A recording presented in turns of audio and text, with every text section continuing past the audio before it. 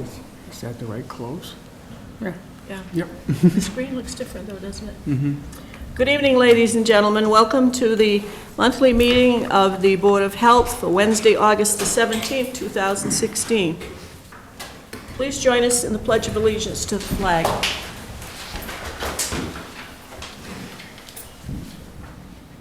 Would you remove your hat, please? Thank you. I pledge allegiance to the flag of the United States of America and to the republic for which it stands, one nation, under God, indivisible, with liberty and justice for all. Thank you.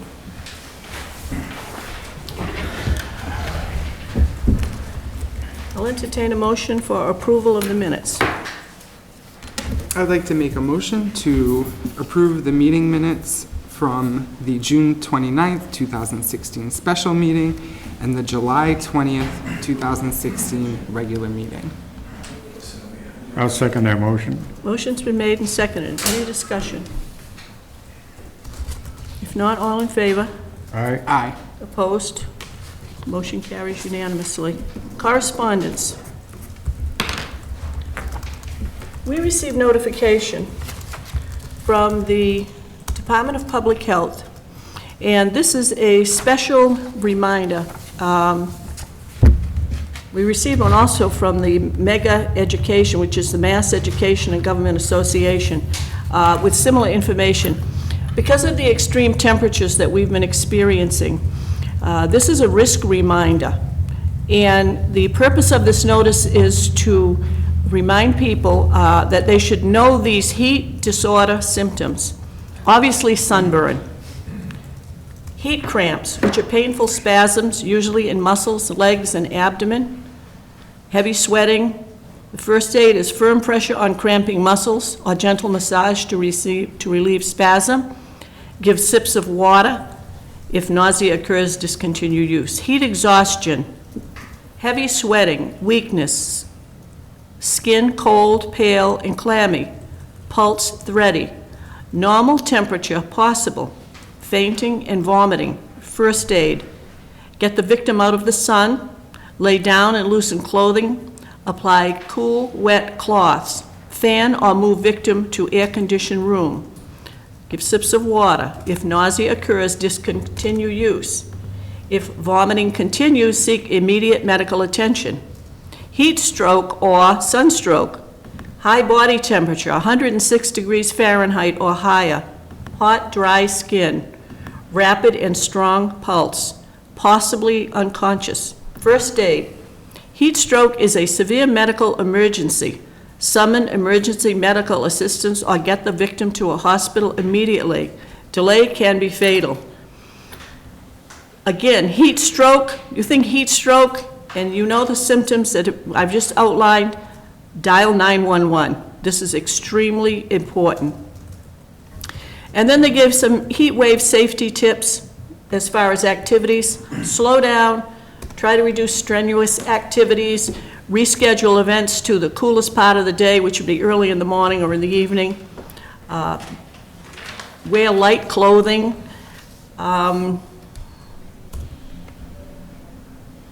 Eat lighter, drink fluids, preferably water. Try to avoid a lot of alcoholic beverages. Try to be inside in an air-conditioned location, and try to avoid being out in the sun. It says do not take salt tablets unless they have been specified by a physician.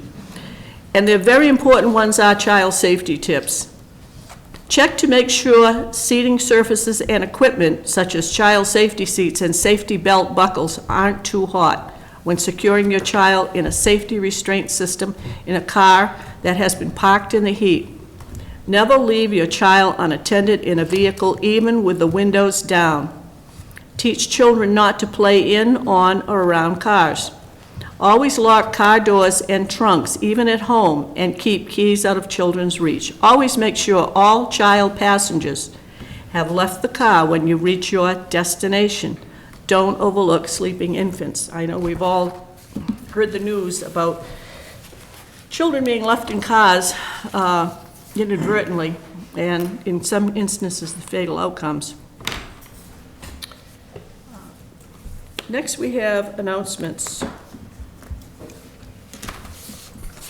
Today's announcements, the food bank distribution will take place this Saturday, August 20th, 2016, 8:30 a.m. to 10 a.m. It's downstairs in a lower level. The Dayton Police Station Building Committee will be holding an open meeting at Dayton Town Hall on Tuesday, August 23rd at 10:30 a.m. All are welcome to attend. The state primary election will be held Thursday, September 8th, 2016, at the Dayton Elementary School from 7 a.m. to 8 p.m. The Friends of the Dayton Public Library will be holding the Taste of Dayton on September 12th, 2016. Meetings for the Board of Selectmen and the Board of Health are now being posted to YouTube under the name Town of Dayton Meetings. You may go to the town website and follow the link to Dayton's YouTube page, or you can go to YouTube and type in Town of Dayton Meetings. If you need further assistance, call the Board of Selectmen's office. Recycling is now being picked up on a weekly basis along with your household trash. If you need assistance or have any questions or concerns, please contact the Board of Health at 508-669-6431.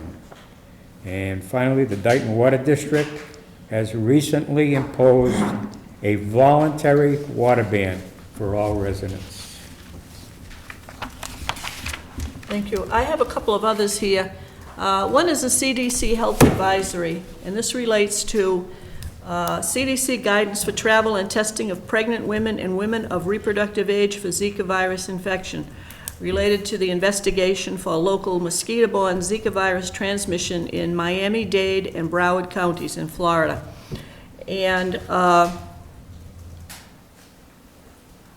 this information will be available in the Selectmen's office. The first recommendation is try to avoid non-essential travel to the areas. And it's pretty much outlines some of the other information we've already given out about the dangers to pregnant women, dangers to the fetus. So if anyone wants to follow up on this, we will have it available. We've gotten that came in from the CDC. We also have gotten updates from the Department of Public Health with similar information. I think there was a report of one case diagnosed in Massachusetts, but it was travel related because so far the mosquitoes that can carry this virus are not in Massachusetts. Again, all of this is Zika information. So we are staying in touch with both the CDC and the Department of Public Health. So we have information. If anyone is going to be traveling south and wants to check into it, we do have that information here. This is a reminder that came in a while ago, and it was a notice to the Board of Health as far as reporting sources of radiation discovered in trash and scrap waste collections. And the only thing I would say to you as residents with our local trash collection, the chances of radiation in turning up in our trash is small. However,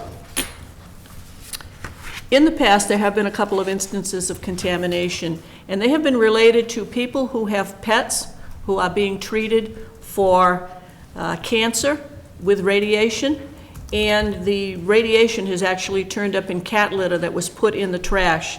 So if you have a pet that is receiving radiation treatment, please do not dispose of the litter in the trash, because the trash loads are checked, and if they find radiation, that entire load is going to be rejected and put off to the side. And they have means of tracing where the source is. So if you have a pet that's being treated and you want to know how to dispose safely of the cat litter, give the Board of Health a call, and we can advise you what to do there. And the only other thing is that if you yourself are receiving radiation treatments and you have questions about it, either check with your physician or check with the Board of Health. If you have sometimes bandages or something that might contain body fluid, that might have radiation traces. It doesn't take much for it to turn up in, when a load of trash is checked. So again, that's just it's a reporting requirement that came into us, but I just mention it because we haven't had any problems recently, but I know some people dispose of cat litter in the trash, and it's something that might be overlooked. We received notification on August the 16th that there is one case of West Nile virus that has been diagnosed in Massachusetts. It just says the patient is a resident of Middlesex County in her 70s who was diagnosed with West Nile virus through testing completed today, again the 16th, by the Mass Department of Public Health, and this patient is in the hospital. So again, mosquitoes, West Nile virus, we've got information on that. And this is just another notification that they have had mosquitoes found to contain the West Nile virus. I also heard that in Rhode Island, a case has been, a group of mosquitoes have tested positive in the Westerly area. So if you vacation in Misquamicut, Westerly, Rhode Island, just be aware of that.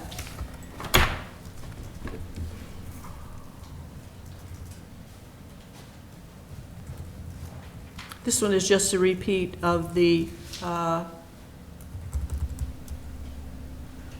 areas, and I think we had this at our last meeting. Again, this deals with West Nile.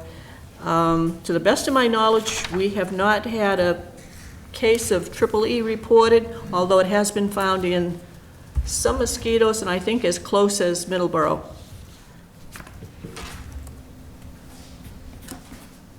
Old business. Does anybody have anything? Don't have anything here. New business. Review, discuss, and act on the Papa Squash pool permit. Is there anybody here from Papa Squash?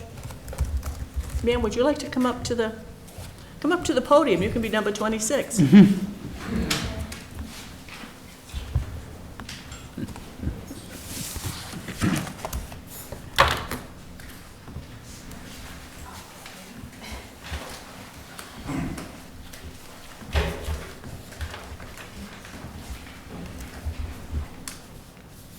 Could you give us your name, please? Yes, my name is, it's Elizabeth Ricker, but I go by Lisa for a nickname.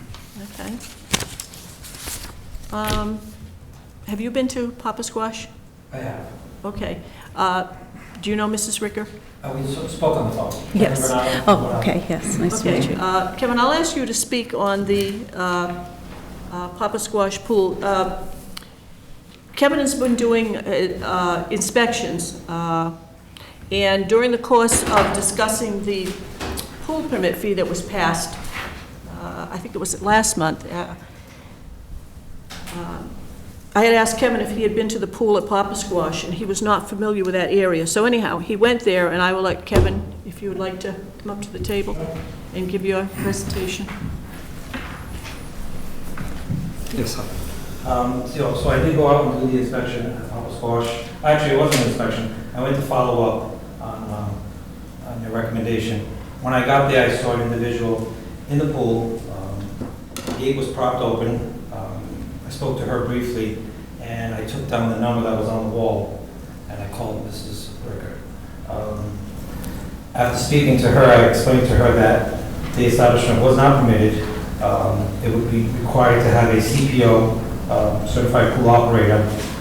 We talked about the safety issue that I observed with the gate propped open. It's supposed to be self-latching.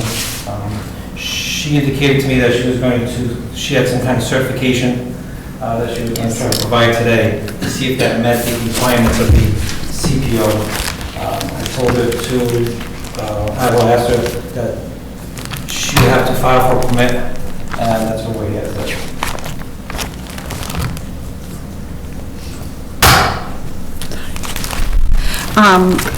Years ago, we did have, well, Papa Squash has been there since 1957. It originally was the pond that they swam in, and then they eventually, in 1970, put in the pool. And there is a clubhouse there that has been there for a long time, and it does have bathrooms, kitchen facility, a hall. And so throughout the years, it's just been passed down of whoever was in charge would learn how to do the pool. We did have a CPO, Jim Conlon, and he actually trained me, and this was quite a few years ago. I've been a member since 1987. 86 is when I first joined, so I've been there 30 years. And I've been president, I think like 10 years. I was vice president for another 5 or 10 years, so I've been in office for a very long time. And he trained me how to do the pool testing. We have a chemical log sheet that we fill out, so it's tested every day, and we write down all of what is needed for the chemicals, the chlorine, free chlorine, pH, the alkalinity, all of the necessary things, even the CYA. So, but then he did end up leaving the pool, and to be honest, I completely forgot that we needed to have a certified pool person, because honestly, my husband and I have been doing it for years anyway, and we haven't really had any incidences. And we've learned, at one time, we did have an algae bloom years ago that we learned how to take care of, and so now we know when we need to use algicide, we do it on maintenance every 4 days for the summer because of the heat.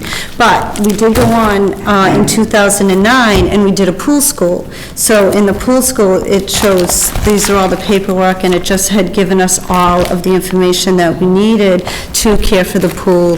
And so that's where we are today. I've just been doing it. I can tell when it's a little bit cloudy if it needs a little algicide, not algicide, a little alkalinity to bring it up a pH. I can see the pool and I can tell what it needs, and then we take care of it. We do have a chlorinator, and the chlorinator, we fill it every week, and we have it set at a regular setting, and we test through that, so I know that the pool is always getting chlorine, but we will, if we have to do a little shock, we'll use liquid chlorine, because that's a different element, and that will help with the with keeping the pool clean. So it's very regulated. I check it every day. I'm there in the morning. It's vacuumed every day. I check it in the morning. I check it at night. And even in the afternoon, I work 2 jobs. So when I leave my first job at the high school, I stop by, I check it, and then I go to work, and then when I leave there, I come by and check it. It is my baby. I will admit I'm tired. It's been a long 30 years, and so I did try to resign last year, but nobody would take it. Nobody wants that responsibility. So I'm doing it because it is a huge responsibility. I do lose sleep at times. I'll wake up at 3 in the morning thinking, wait, when was the last time I filled the chlorinator? Or, I'll go early to check it just because it's such a responsibility with all the members. We have 32 families that are membership, so I am responsible for that as well. But at some point, I do want to resign, and I'm training people. I have pool people now that come in, they vacuum, I've trained them, they do it by the week, they get a reduction in their dues if they stick with it, and they have to do it in the morning, they know I check it, and maybe eventually somebody else will take over, or I don't know what will end up happening with the pool. We did want to look into selling. We're nonprofit. We don't get any funding from the state or the town or anything, but we can't sell it because it's nonprofit. There was a few years when our membership got very low and we barely could make it through, even our taxes, we barely could make it through, but we did get some new members in and some fresh blood, and so it's actually been built back up again. So we honestly had thought about donating it to the town. We thought this would be a great place for a town, but I don't know if the town wants that responsibility. So right now, we're just continuing with maintaining the pool, and if I do need to get certified or have somebody certified, I certainly will do that. But I don't know if you want to look at the paperwork I have for the pool. Yeah, I can review it. Okay, if you want to review it, go ahead. Is certification a requirement? It is required. So, as speaking to Ms. Ricker, she's well knowledgeable about the pool, but according to the regulations, to obtain a permit, you need a certified pool operator, and that's either through the YMCA or the National Pool Foundation. So, if this is either one of those, we could accept that with some form of insurance, payment of course, and proper certifications, then she would be able to get permitted and have inspections. By missing those pieces, well, that's what she had to do first. She'd have to follow those steps to actually get a permit. So, based on that, what's the status of this pool being opened as a private club? Well, according to the regulations, they fall under a semi-public pool. And the last sentence of the semi-public pool is, semi-public pool shall also mean a pool constructed and maintained by groups for the purposes of providing bathing facilities for members and guests only. So it's not a private pool, it's not a public pool for everyone, but it is a pool for members and guests. So under that, the regulations, it has to be checked for safety, the water clarity, and overall, whatever falls under the regulation. It has to be permitted? It has to be permitted. Well, yeah, they wouldn't be able to operate without being permitted. So right now, it's not supposed to be operating. It's not permitted. It's not permitted. It doesn't have a permit. Mrs. Stricker, how big is the pool? It's a 50,000-gallon pool, What its dimensions, like? 25 by 50. 25 by 50. I mean, when you were explaining these things to us, you referred to we, meaning you and your husband, a few times. Do I take it that you and your husband own this? No. Who owns No, it? it's owned by the membership. So whoever joins, they're part owner in it. So, Corporation. it's a corporation, we are incorporated. Basically, president, vice president, treasurer, and secretary. Right. Do you use the hall? No, just to store the chemicals, but no, we don't use the hall for any function. The bathroom, The bathrooms we use. they're Yes, operational? yes. How do you secure the pool when you're not there? It has a chain link fence and a padlock, or it has a padlock with a chain. It's a thick chain. Okay, Mr. Aguirre, would you please come forward? Mr. Aguirre is the Building Commissioner Zoning Enforcement Officer, and he's also an agent of the Board of Health. And he was asked to also visit the facility, so. Hi, hello everyone. Yes, under the direction of the Board of Health and Inspector Bernardo, I did pay a visit 2 days ago. And as you're aware now, I found the gate completely open. It was not locked.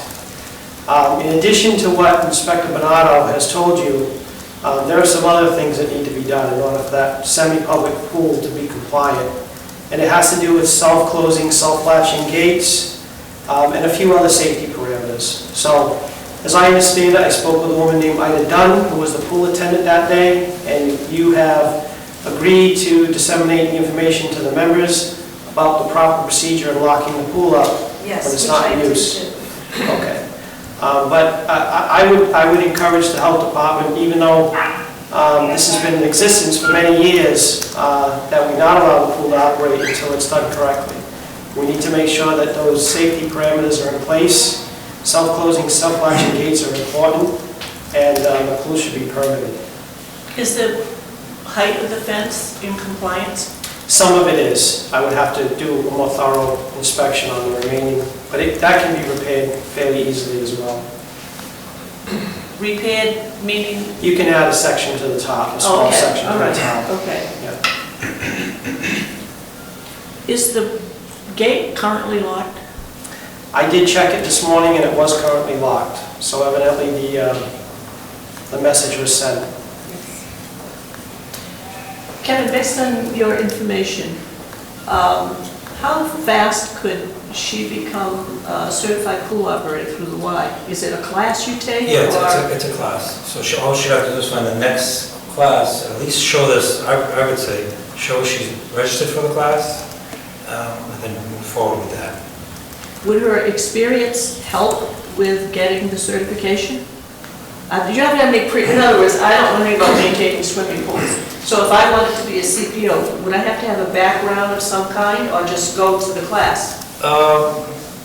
You should have some background, be familiar with it, but they do a really good job there, where they go through it. It's actually an open book test, but you can just, you learn while you're there. I think one thing, before we forget, the board would have to also make a decision on whether lifeguards would be necessary. What are the requirements? The requirement just says 25,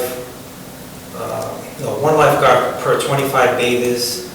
If the board decides not to have a lifeguard, you have to have a sign that clearly says no lifeguard on duty, and something about anybody under 16 years old has to be accompanied by a parent. It has to clearly say. We do have that in the rules. You would have to have, either the board would say no lifeguards or clear signage. Because right now, when I got there, I really didn't see signage. Right.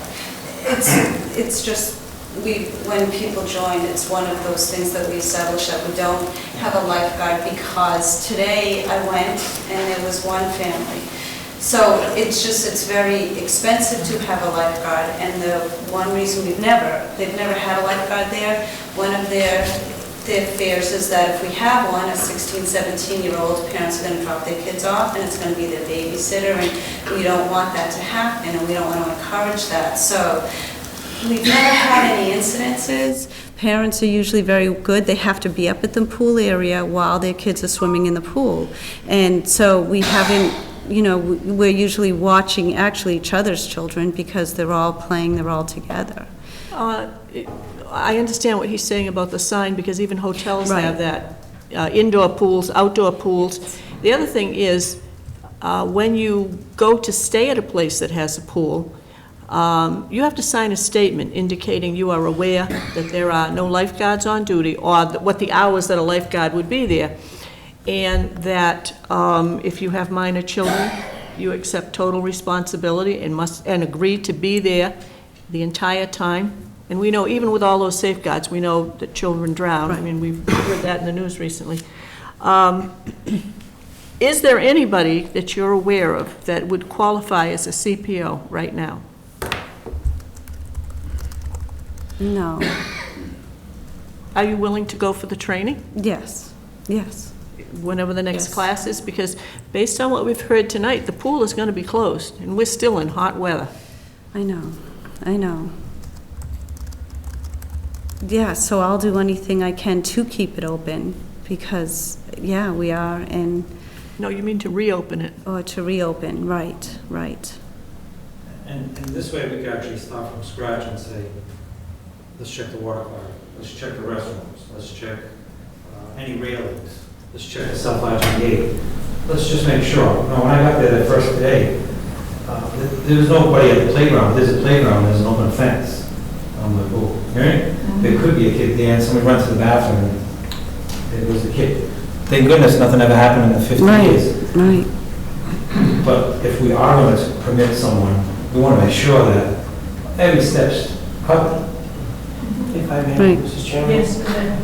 One of the things is, we're not looking to get in the way, okay? And I know it's a membership facility, but we are a growing community exponentially. So now we have a lot of people who are familiar with the way things have been in Dayton. Dayton is a very responsible community.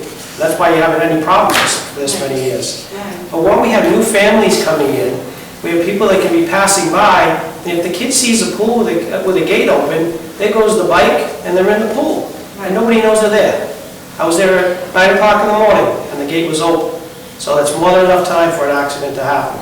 And I'm sort of happy that you did find that, because up until then, I wasn't aware that people didn't know how to lock the gate or how to lock the gate. So I did actually take pictures of how it was when you found it. Right. And then I took a picture of what it's supposed to look like. And that's what I emailed the membership, and I let them know. Somebody made a mistake. Yeah. Oh, it was obvious, yeah. Yeah. that's obvious. They didn't know how to chain a gate. But a catastrophe is a culmination of Right. many things going wrong, and we have the recipe brewing here, Right. so. Well, one of the beauties of Papa Squash is it's kind of that, it's a place nobody knows of. We don't have a big sign, it's on the rock, that's it, and it's actually now faded. A lot of people have no idea what we are. They drive by, they have no idea we're a pool because you have that big building and you can't see what's on the other side. So it's always been in our favor. We've tried to keep it quiet. We've tried to, we don't have a basketball court there. We barely have a volleyball court. We really don't have a lot of draws to the pool on purpose because we like to keep it small. We like to keep it intimate. The families that come, they're families that interact together, they have dinners together. I've had many times that in my past where the members, we were all friends, and we would plan an Italian night, and everybody would cook Italian dinners, and we'd do potluck, and it's just, and that's what it was founded on. Back in the 1950s, they used to have all year long, they had New Year's Eve parties there, and Monte Carlo parties, and Valentine parties, and ham and bean suppers, and it's just, that was the tradition of Papa Squash, and that's, we try to keep it that way. We keep it simple and small. We don't have, I've closed it at 32 families, and I have more people that ask to join, and I don't want it full. We have a 66 bather load, that's as many, we've never reached that, we've never had that many people in the pool, which is kind of amazing. This time of year, a lot of people on vacation, it's not quite as busy, but it's just a simple place people go, it's just, it's like a campsite, There it's. is another issue that needs to be disclosed. The building is in a state of disrepair, and you know that. I do. There's been a lack of maintenance for many, many years. So I have a concern, obviously, about what we're using that building for. I know you said storage tonight, the restrooms are located in there. Yeah. So in addition to what we discussed tonight, we are going to have to look at the building and see what kind of deficiencies are there. Yeah, and it is. It came over, it was a rec hall for the Navy years ago when it came over. The doors are guys and dolls, so that's how old it is. That's how old the building is, but it's historical. It's amazing. I even have the documentations from 1957 that of all their meetings that they had and for all of the years that they were in business or what they did. And it's cool. It's cool to look back at that history. We're not impossible, but we do have some responsibilities to make sure people get in and get out. Okay, yes, Is the property posted private property? yes. It is. It's right on the front gate when you walk in, the front gate, there's a sign that says private property. When you say front gate, is the front gate out on Horton Street? Yes. Because when I drove by there a few weeks ago, it looked like it hadn't been mowed. I didn't see the sign. The next time I drove by, the area around had been mowed, and it was during a discussion of other inspections that these two gentlemen had conducted. And as I said, the passing of the pool permit fee, that I asked about Papa Squash, and I remember from old days, they used to rent that hall out Yes. also for private events, Right. to help raise funds to maintain the club. And so that's how this whole thing got started.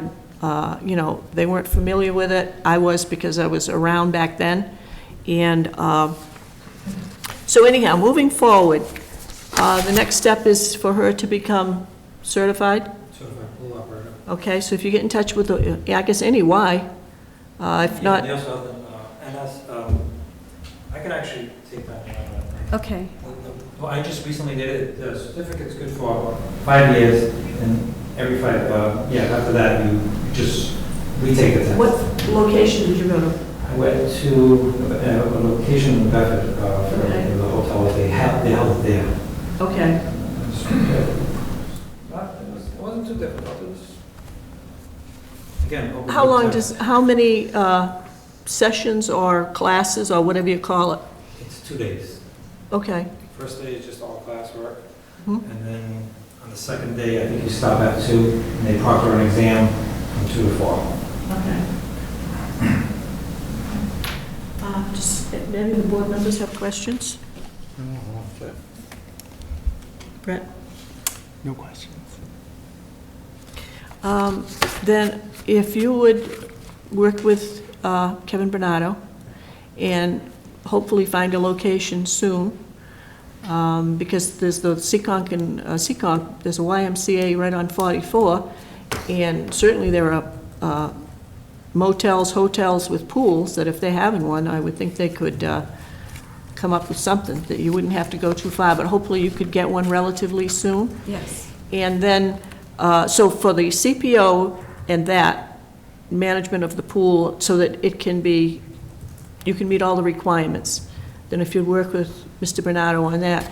Now, Mr. Aguirre is going to have to go into the property and do a full inspection. Okay. Mr. Bernardo will too, because there are parts of the facilities that he would have to look at. And then as building commissioner, Mr. Aguirre is going to have to go on the property also. Okay. And they'll arrange that with you, so as long as they have your phone number and contact information, they can do that. Yes. And again, as Mr. Cronin said, the intent is not to shut you down and put you out of business, except that now that I'll say the town is aware of the facility, and you've got to meet the requirements. And basically, there's safety issues that have to be addressed. And then we'll go from there, okay? So if either of you gentlemen would give us a progress report. Sure. The next meeting will be in September, unless something comes up, we'll schedule a special, but if you could give us a project, an update on how things are going, and so that, you know, we can hopefully move ahead with this and get you back in business. Is there any questions from anyone here in the audience, or comments, or anything? Okay. So as it stands right now, though, the pool is closed? Right. Okay. That's why it's important to find the nearest, I get Quickest notifications all the class. time through emails. I'm going to make sure I forward everything Okay. to you. This way, and then you can do the internet search today. Just look for All right. certified pool operator certificate I or will- training, and now- you'll see. Considering there's only a few more weeks left in the summer, is there any way we could keep it open just until like September, till the beginning of you September? can't operate without a permit. Okay, We can't issue a permit until these gentlemen tell us. all right. But then, and I understand that's fine. But if that is the case, there is a great chance that we won't open Papa Squash again. We don't really have the funds for the building that you're talking about. We only have a few $1,000s in there, and that's it, and we needed that for taxes. So it's okay, but then we'll need to figure out how to disperse a Papa Squash. It will probably be the end. Okay, before you make that determination with your board or however you govern, wait to hear From these- what the Okay. reports are, Okay, okay? Because sometimes it can sound, you know, really, oh, we can't do this and we can't do that, but until you hear from them, right, and they will work with you. Okay. They're not going to expect you to build a, you know, a country club. right. But they can at least tell you from the standards what it is you have to do, okay? And even if you did ask around, you got someone to help you as the certified pool operator, Right, then this way we can go in and just do a routine inspection. And we might say, oh, this needs repair, or whatever it is. Okay. Just if you have that person in place. So if she can't get trained, but she can, your She can get organization someone, right. can get a CPO, right. Can we find can someone. address Okay, the issue, okay, and as long as they don't find major safety issues with the facilities, we should be able to, you may be able to get it open. As I say, we're in the hottest part of the summer right now. right. But right. does the CPO have to be on-site all the time? No, when it says pool supervision, let me just read real quick. I had a bunch of. Can you hire a pool company, a pool maintenance company, to show up once a month or something, to whatever the requirement is? That's a short-term solution. Okay, Pool supervision, all public and semi-public swimming pools when open for use, shall be under the management of a supervisor who shall be responsible for all phases of the pool operation. The pool supervisor may be on the property, I'm sorry, it says it doesn't have to be at all times, but they have to be at least 21 years of age, knowledgeable in this regulation, and responsible for all phases of the operation. Then it goes to effective January 1, 1999, pool supervisor of all public, semi-public pools shall have successfully completed a course in the safe and effective operation and maintenance of swimming pools as evidenced by a certificate as a pool operator by the YMCA or the National Swimming Pool Foundation. So since 1999. So that's another option. If you contact a pool maintenance company and see. ask them if they could provide services for 1 or 2 months, whatever you're looking Okay. at, Right, to get you through the season, okay, whenever you're gonna close the pool. okay, That might be another way. Yeah. I'll give you a good example. We've had establishments, and I work in other places as well, we've had establishments where they want to do a temporary food permit, and they don't have a food safety manager. And they've asked somebody with their safety manager, but they have to be at that event. And they were at the event, and we considered it, hey, there's a manager right there. So okay, you could do the same thing for you the rest of the season, if you found someone that was willing to step in. okay, okay, So if look you want into that, to, again, follow that route, just get back to Mr. Bernardo okay, and also Mr. Aguirre, so that they can finish what they have to do as far as inspections go. okay, But that would, I would think, if everything else goes okay, that's the fastest way to get your pool open, if you can get Right. a management company or somebody who is a certified pool operator to okay, be willing to go there for whatever period of time it takes, or, you know, to come on site and do what they have to do, okay, and be willing to provide the service of a CPO. And if you do get somebody, I would get it in writing, right, that they are certified, and get a copy of their certificate, and that they will provide the services for you from this date through whatever the closing date's gonna be. So that Okay. will address this year, and certainly this summer. right, Everything else is okay. okay, all right, okay, thank you. Okay, and if you have any questions, just get in touch with either Kevin or Jim, and as they said, they'll work with you. Okay, thank you for coming in. Thank you. Okay, thanks. The next item is review, discuss, and act on a request for a permit fee waiver from the DR Gridiron Club.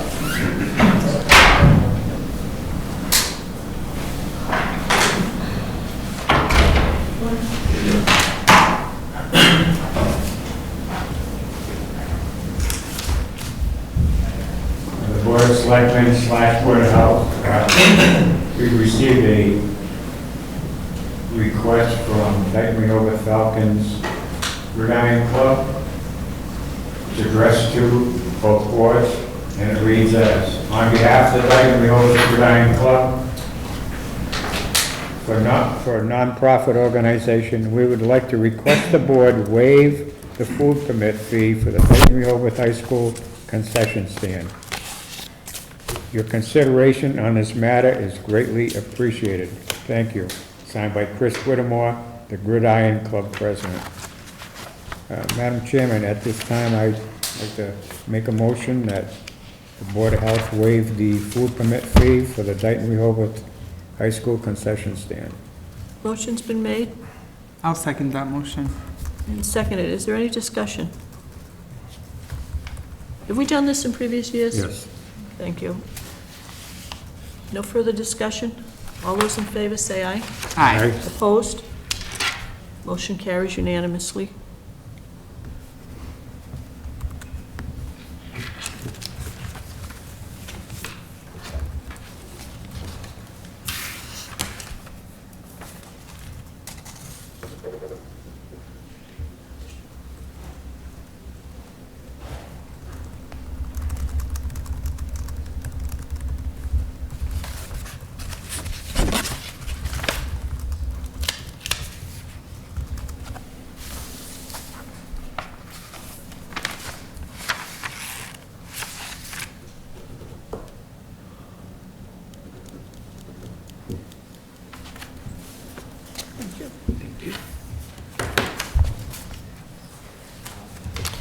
The next item is review, discuss, and act on the new construction perk rate.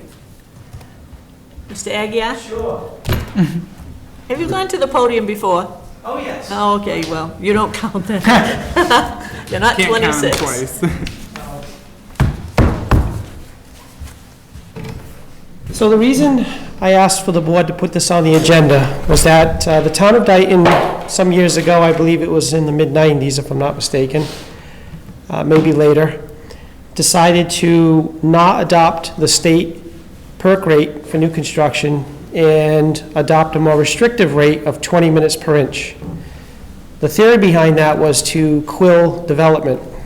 And if everybody's seen all the houses being built in town, that hasn't worked. So I have a developer here tonight, they're sitting in the audience, who approached me regarding the perk rate. They purchased property on Tremont Street. It was an abandoned house that was on my list for demolition, and voluntarily took the building down and wants to put up some houses. And the perk rates are coming in above the 20-inch mark. I believe they're in the mid-20 mark. So they asked what the options were to try and get either a waiver or a change in the perk rate for new construction. I don't have an opinion either way, except for the following. And Inspector Bernardo, who's been on a lot of perk rates, will tell you, if you dig enough holes in a property, you will get the perk rate you're looking for. So what's happening is, in my professional opinion, by having the 20-minute rate, we're putting a lot of undoing stress on developers. They're making Swiss cheese out of properties, and eventually they're going to find their 20-minute material. Now, there are properties in town and all throughout the Commonwealth that simply can't be perked. But we're talking about material that won't even meet a 40-minute rate, let alone a 20-minute rate. So what I think is happening is developers are going through that sense of hardship. Soil evaluators are trying to help people out, especially if they're within a few minutes per inch from the 20-minute rate. And in the end, the house usually gets built. So what I'm asking the board to do is either consider changing the perk rate to perhaps 30-minute, which is half of what the state regulation is now, or consider hearing waivers for specific properties. That way the property owner can explain their situation on an individual basis, and then the board can make a determination whether it's the right thing for Dayton or not. What is the state rate right now? 60. 60. That's 1 inch in 60 minutes. Correct. And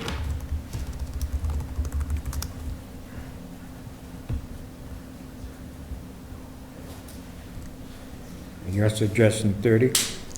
That would be my suggestion. I can defer to the soil evaluator who's here tonight, but I think that's more than fair. If you poll the 351 communities in this town, there are only a few at 20 minutes. I was just going to question. There are only a question few. that.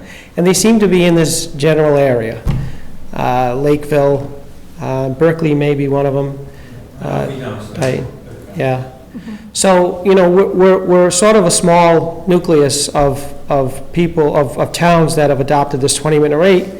And quite frankly, it hasn't done anything. I did 70 new houses last year, and we'll be 80 to 85 this year. So, and we have very little sewer in this community.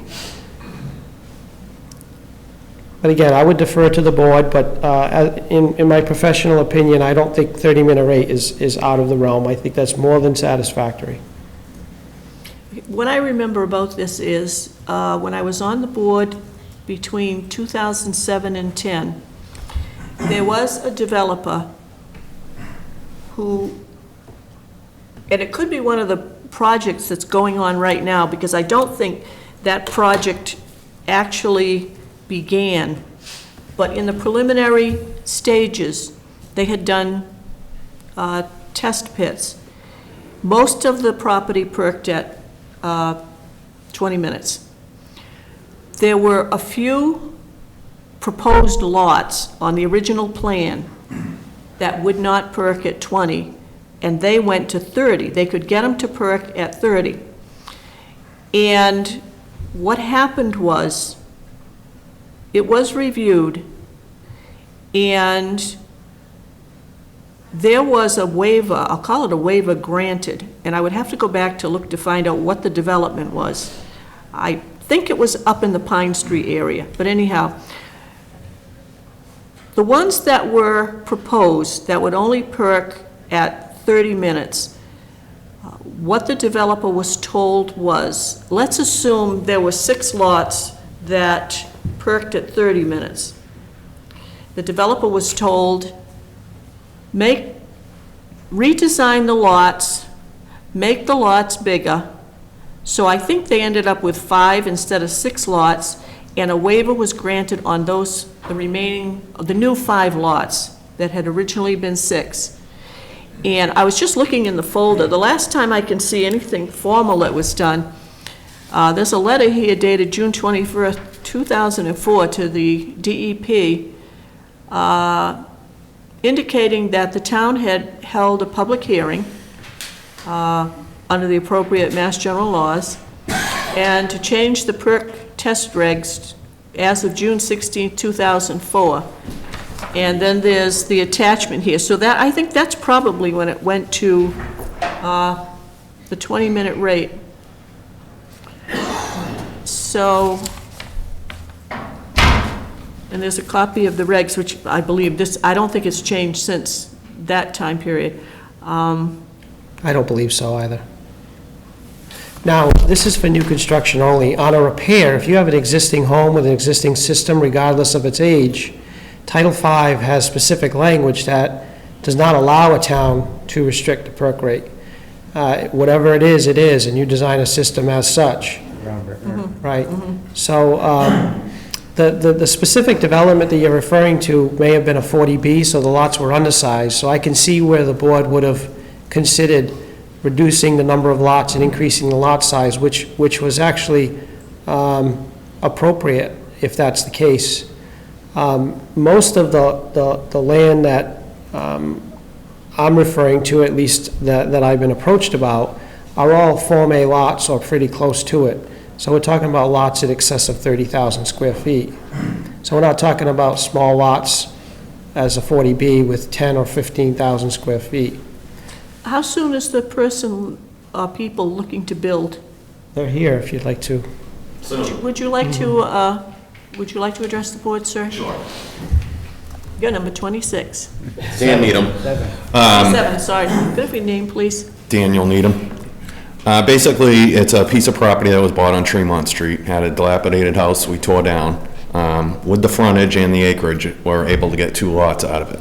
One of them perked no problem at all, the one next door wouldn't. We could have got 26 minutes out of it, but with the 20-minute regulation, we kind of had to abandon it. And that's why we're here now, trying to get the 30-minute. But there are 2 large lots, Form A lots, just looking to put up 2 houses, that's it. I'm trying to cram a bunch of houses into a little area, you know? So you can start construction on one? Yes, Because the lot sizes have already been, the lots have already been divided up and recorded, and correct. the plan has been approved. It's just getting that second one to perk. The planning board? Planning It board. was one lot and it's been Form A divided? approval not required, so yeah, the planning board just signs off. Okay. Yeah, as far as I understand, that's all been done. Just, no permits have been sought yet. Right. Okay, all right. Does the board members have, do the board members have any questions, comments? Is it the,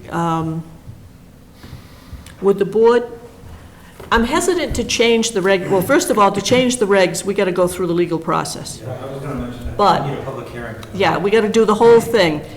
I'm hesitant to change the rules in town, even with compliance, without talking to more boards and people involved with this. However, I do know, as in the example I gave, and I think it was a 40B, if the board is willing to consider a waiver for this other lot, we could do that, because we did it in the past with the development. But I think if down the road, and maybe down the road, this is what we should do, is consider changing the perk rate. But it's going to take time to do that. So I don't think should make a blanket. Well, number one, we don't have the authority to change this tonight. Right. We could grant a waiver because that has happened in the past. So what is the board's wishes, or do you want to discuss this, or what would you like to see happen? I'd like to first get the recommendation from Inspector Aguirre. I like to give my decisions on individual cases, because you put a blanket policy out there, and there's always going to be one that comes up and says, well, can you tweak it a couple more here, a couple more there? I'd rather address them one at a time. In a case like this, I mean, there's no hardship or anything like that, but this is going to be a long process. You're talking months and months to get this done. For the public hearing. I would myself entertain addressing it from the standpoint of a waiver on an individual basis, if you so would recommend. Yeah, actually, I would, if you're asking my opinion Yeah. professionally. I would leave the perk rate the way it is, because you will have people in town who will make the argument that we have enough development going on. In response to that, I would say everybody has a right to use their property. Some people have been holding on to property for generations, knowing that that was their nest egg someday. So we don't want to shatter their dreams that way either. So I think the board would be prudent to hear them on an individual basis. That way, the people, the property owners can come in, plant their case, let you know what's going on, what the project is all about, and then the board can make a just decision. That will also give an opportunity to any abutters, if it's on the agenda, to come in and raise their concerns if there are any. So I think that would be appropriate. I don't know if it would be wise for the board to vote on this tonight without the specific property that we're talking about being on the agenda. So I would say maybe the board should recommend that they get on the agenda officially with their property, bring in their site plan, and then we can talk about that specific property. Mr. Aguirre, do you foresee any problems down the line with doing sort of location-specific waivers or lot-specific waivers with someone who maybe we don't, or this board, I should say, doesn't grant them a waiver? They can say, but you granted, this gentleman or someone else a waiver. I think what we should probably do is discuss as a board and as town officials what the basis of granting a waiver would be. I think lot size should come into consideration. I think if someone's coming in and proposing a waiver for a lot size that's undersized, then certainly that wouldn't be an appropriate situation. So I think we could probably set parameters and guidelines that would bring consistency to the board's decision, and that way here, we wouldn't open ourselves up to any scrutiny. Thank you. Our next meeting is the 31st of this month. If you wish to be placed on the agenda, just send a written notice to the board. Okay. And actually, that's the Board of Selectmen meeting. We can do it there. We can do it there? Okay. Just send a written notice to the Board of Selectmen to be placed on the agenda. I'll give you time to get your plans and whatever else together.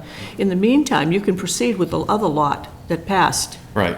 I assume, are you going to live there in one of these locations? They're both built to sell. Oh, okay, all right. So you're not being held up totally? Right. All right. And then we can go from there. And also, it'll give us an opportunity to get the word out that we're considering granting a waiver on one lot, and we can get feedback from other boards or citizens or whatever. I'm only aware of this happening once in the 3 years that I served. Yeah. And I think Mr. Aguirre is correct. When I say Pine Street, I think it was a 40B. Yeah. And again, the plans had to be redrawn because there were 6 lots and it ended up, I think, 5 lots. I know it was reduced because the lots had to be made larger. Yeah. But that's certainly something we can consider. Perfect. Okay? Thank you. Okay. Did you get his name for the minutes? Yes, Mr. Needham. Is he a Dayton resident? I'm not sure. Mr. Aguirre? Berkeley, I believe. Next item on the agenda, review, discuss, act, Dunkin' Donuts health code violations. Is there anybody here from Dunkin' Donuts? I am. Yes. Would you, Let's start with, who wants to start? Mr. Bernardo? If you would start, Mr. Aguirre, I won't go far. Mr., and then also our electrical inspector, Mr. Blow. You can be at the podium. Have you been there before? I've never, no. Oh, well, now you can be. 28? 27. 27. 27. I thought he was 27. Oh, no, that's right, he was 27, Mr. Needham. Okay. So, to date, we've had 4 inspections at Dunkin' Donuts. The first one was because of a carbon monoxide complaint, which James Aguirre and the fire department visited that and took care of that issue. Then we had a food complaint from an individual that said they felt ill after eating there. Each time we followed up to verify any conditions. During those inspections, we observed some food safety issues and repairs that needed to be done. Since then, I've been working closely with the owner and general manager Van, your last name? The director, Van Sewers. To date, he's kept me updated on some of the progress he's made. One of those is he's purchased a new cooler for the establishment. He's addressed some of the management issues, and he has, I think, outlined today some of the repairs that he's plans on doing. That's all I have. Mr. Aguirre, do you have anything to add? No, I think Inspector Bernardo summed it up. I've been involved with a few calls there over the past several weeks, always on a Sunday, by the way. But so, no, I would just, I'm happy that you're here, and I'm curious to see what your plan is so that we can try to quell this in the future. Okay. I would just ask Mr. Blue, the electrical inspector, to, if you would, come up to the podium. I'm just curious to see how you made out with the permits and so forth for the problems you had with the water. Just a minute, Peter. The reason that I asked Mr. Blow to come in is because the last visit, you want to just address that, what you found and why we have Peter On the involved? last visit, we had an AC unit was being repaired and water was dripping. On that, the pan itself was full and water made its way through the ceiling tile into an electrical fixture, whatever that is, and dripped onto a table there, prep table. So I was concerned, I called Mr. Aguirre, that could this cause an accident? Is this And was there ice, the water got into the ice and that was disposed of? At that time, we had seen where the prepper is, the ice product was contaminated by the water up top when we discarded it. Okay, and so Mr. Blue was called and, When I got there, everything was dry with the water was coming through the fixtures, but the air conditioner above the year before had the same incident. So my question. What happened was the pipe. The drain, yeah. The drain pipe clogged. Okay. Okay. When we're made aware of it, the dripping, let me go back, because a lot of this has happened in the last month or so, we've had some issues. And what we've identified with, and I think that Kevin can attest to this also, is we had some new in-store management, and unfortunately the person that we hired or promoted to that position was not up to the task. And we had a lack of communication, and I think Kevin can attest to also, anytime we have an issue, we take care of it right away. Whether we can do it internally, or we get external vendors, or whatever needs to be done. What had happened at that time, my maintenance man, when I did find out about the problem, I called him within 2 minutes, and I think within 30 minutes of us being made aware of the situation. We had him there, and he cleared the line. And then the next day, we had, what we did is we removed the bulb that was in the electrical fixture, and then we had Young's Electric, and I have the invoice here, Okay, perfect. That's what and replace the ballast of the light there. So they were. The last time you had this incident, I asked them to obtain a permit, tell us what they found. They didn't do that. I guess the biggest problem I've had down there is the communication with the managers. Okay. And then following through on what they're supposed to do with the town for permits and personnel and whoever they need to get down here to fix the problems that they do have. But I can see you have that now, so. Yeah, I mean, we address everything. I mean, other things. The walk-in cooler that we're talking about, it holds temperature. We have an issue with the door, all right? It's a 28-year-old unit, and it's probably at the end of its life or close to it.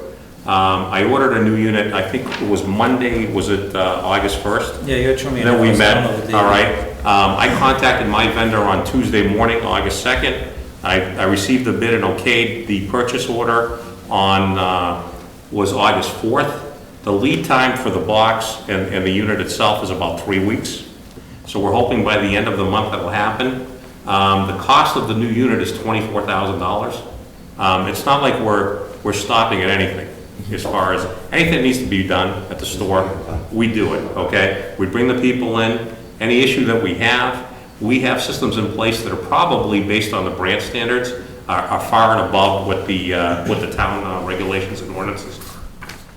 We have systems in place. We have a red book. We temp everything every 4 hours. We record it.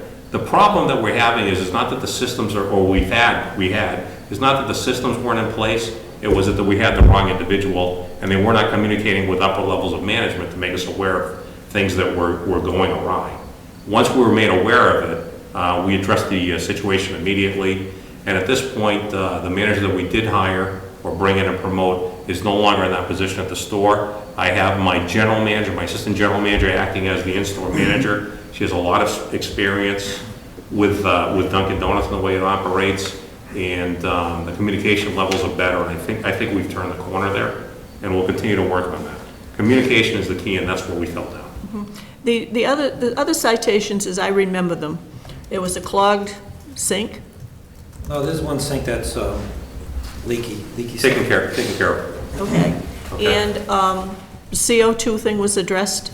Excuse me, not CO2, CO was addressed. What had happened there is we have an oven that's gas operated, and there's a vent up top, vent hood, and the belt that runs the fan had snapped. We have the CO2 alarms there, and that's what went off, which triggered it, and the fire department came at that time, and they cleared the building. We stopped baking. We had our vendor come in the day after and change the belt, and I believe it was the building inspector who came in and re-inspected, and he saw it. We took care of it right away. It was, the belt snapped. Thank God we have the systems in place where the monitors were there, and no one was injured or hurt or Correct. became sick. And The CO levels were quite high. So yeah. They did what they were supposed to do. The only thing that didn't happen was that your employees did not evacuate, and that's a problem. They were there in the building when the fire department arrived. The CO levels were so high that the fire department would not go in there without Scott packs on. So we're very lucky that those employees did not get hurt. So interior policy, I'm not here to pick apart the We business. have an evacuation plan, when something But happens. they need to follow it. Yeah, the problem is that, again, was the management system there, right? So what I will do is, on your recommendation is, we'll repost the policy, we'll conduct a class in our next monthly meeting with our staff as to what needs to happen and the procedures there, so everybody's made aware of it. We'd much rather pull up and have 3 people standing outside than on the floor. No, I agree with you, and you know what, our position is, we care about our employees, we don't want anybody to get hurt, we don't want anybody to get sick, we take care of our people. It was an unfortunate incident, thank God no one was hurt, and we'll review, and as you know, we did a remodel of the store probably 3 or 4 years ago. At that time, I put a new, at our expense, we put a new fire alarm system with a new CO2 system, and that was $7,000 or $8,000 to do that. Okay? I mean, we've done, we try to take every precaution. The number one, the things that we're concerned about, obviously, we're concerned about our customers first, and also with our employees. All right? The safety, that's paramount in our business. Okay. The same weekend that happened, like 2 days before, because when I heard the report, I mentioned to our inspectors that not a donut shop, but a restaurant in Seekonk was actually shut down because people eating in that restaurant got physically ill and were taken to the hospital. And again, it was carbon monoxide. And this was a business going on, but they bake on site, they do that kind of stuff. Yeah. And they shut that one down for several days, and people actually were, I think it was 10 people went to the hospital. I think they were all eventually released, but as everyone knows, carbon monoxide is just sneaky. And, that's why sometimes there are fatalities. I have a question. Why was the door locked when the AC was not working properly? Well, the AC was working properly. The day that we decided to close it is we shut down some of the equipment and we limited our menu. And as a matter of fact, I have an invoice here which we changed one of the units a couple of weeks prior to that. We have policy in place where because of the heat, we shut down some of the units. We brought in a portable air conditioner that day. And we decided not to open the dining room. And just to do drive-through service. Our employees have a policy. We have ice available. We have water available. We tell them to use the walk-in cooler as a cooling station, if that's possible for the day there. I mean, heat index was 110 degrees that day. I have 2 units. I have the invoice here that I paid $4,300 to replace one of them. Unfortunately, at this point, to put another unit in, it's not as simple as just putting a window unit in like you would do at a home or something. Now, we have 2 units now. Based on the heat and the other equipment that we have operating there, the capacity is not there to handle the store. The store was about 80, 85 degrees. I think one of the days you were there was at 78. When I did my verification, it hit 76. Yeah, and it was like 90 or 100 degrees outside. He had just finished running it, and the cold water was actually coming from it now. So, The reason I ask that is because I understand why it was closed, but my concern was, if it's too hot in there for the general public, what are those employees doing in there? I didn't know you had another method of cooling for them. It was more, my concern was more about the employees in the building, because obviously if you wanted to drink or whatever, you could go to the window. But, so that was one of the concerns. and we had brought a portable unit in for them, so where they were working, the station would be more comfortable. We shut down all the ovens, so anything that would, try to shut down as much equipment as we can that would generate heat that day. And we do have the cooling station available for them. So if they're not feeling well or whatever, they're instructed to go in there, take a break, sit down, they can go outside.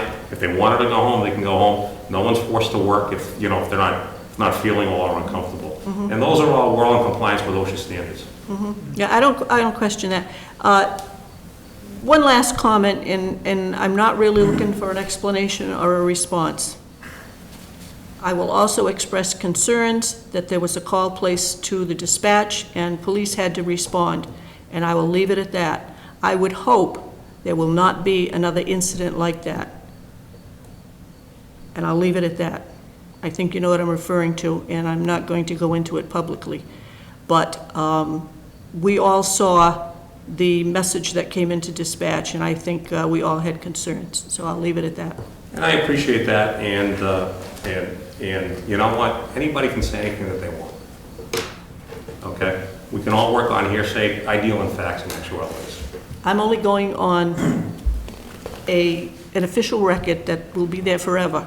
So, as I said, I'll leave it at that. But anyhow, thank you very much for coming in. I appreciate that. Thank you for your time. Excuse me, go ahead, Jim. You addressed, I'm glad you addressed every single thing we talked about. We just didn't address the gasket around the... That was done. Here's the letter here. It was done by Bay State. And what we're doing is, what they did is they came in yesterday. Okay, they cleaned the unit again, and I do it monthly. Okay? They resealed it with silicone. We've ordered a new grease trap. Okay. So within the next 2 weeks, it's going to be installed. I have the documentation here. Is there any way we can make copies of this? You can have that. You can have that. Okay? If there's anything else you want, I gave you a copy of the work order. I have the work order for the walk-in cooler. And the sink? It's in the same letter there. That was taken care of yesterday. Okay. I believe it's in that letter, because I have 2 letters. Kevin, you missed the copy across the hall if you want. Okay. Do you need a copy? No, I have it. I have it. I have the folder here. Okay. And that was just the gasket. Seemed like gases were slowly coming out of it, where you could detect it wasn't working efficiently. And thank you for addressing it. Okay. Anything else, gentlemen? Well, we're looking forward to the changes. Anyone on the board? Okay, appreciate that. Thank you. I have 2 questions. Go ahead, First, may I have your name for the My record? first name is Van, V-A-N. Last name is Seogris, S as in Sam. I as in ice, O as in orange. G as in George, R as in Rudolph, O as in orange, S as in Sam. Okay. And my other question is, whoever would like to answer or can answer, there was the incident of someone feeling ill after they had ate at the establishment. Was that an isolated incident? And my second question pertaining to that is do we know if that was related to the carbon monoxide incident? We have to defer to Yeah, that was the only call that we had received. We couldn't verify if that was related, but we did verify that when we did go do the inspection. There was certain items that were received that day that were not holding temp. Other items, confusingly enough, were, so we believe it was that delivery. So it's hard to go back and say, was this yesterday's? But I guess speaking to Ippo, Yep. one of the other general managers, we were temping milks, juices, some were at 44 and some were at 41. So we discarded those. So just to follow up on what he said, so somebody said they got sick after they ate something at the shop. We don't know if the food was contaminated from carbon monoxide, We disposed of it all. or if, because there was a temperature variance, something might have spoiled. Yeah, we disposed of everything Okay, the day when the carbon monoxide. The other thing is we serve 5,000 customers a week at that location. If there were, I would think, you know what, anything can happen. Every system's in place. If my employee goes to the bathroom, I hate to say this, all right, it's a public hearing here, if someone doesn't wash their hands properly, exactly. someone could get sick, all right? The procedures are in place.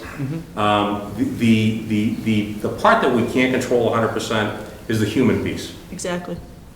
But And the food, the temperature variation, even in our own homes, especially if you have children, if the refrigerator door doesn't close sometimes, That's the issue. or you bring home the food from the restaurant and it wasn't properly cooled while it was in the car, while you were in shopping. I mean, so I understand all that. So that was cited for the temperatures, but an outbreak is actually 2 more individuals. That was my concern.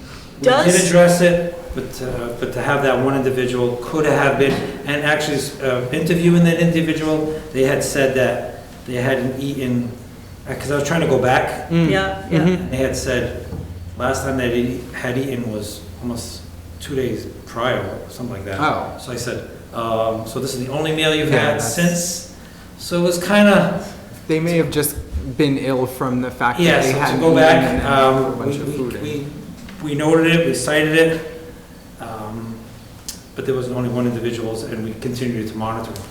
If food is exposed to high carbon monoxide levels, does it have a taste and can it make people sick? Does anybody know? I did a little bit of research, it would be the same thing as tasteless and odorless. Oh, But okay, it could have effects. okay. I feel like it has a smell If I though. may, I was the one who wanted the food to be discarded that morning. I conferred with Inspector Bernardo, and I did some own searching myself.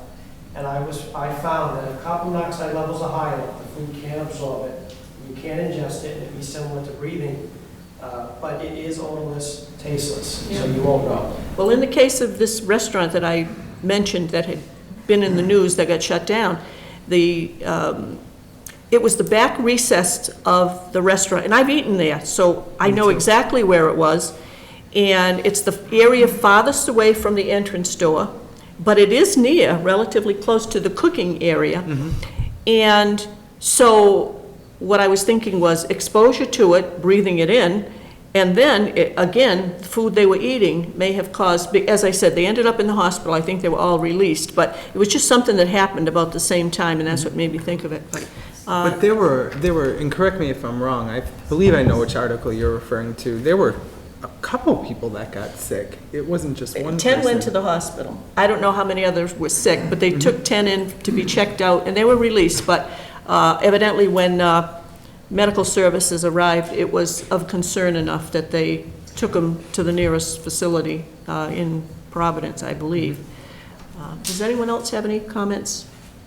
Okay, thank you very much for coming in. Thank you.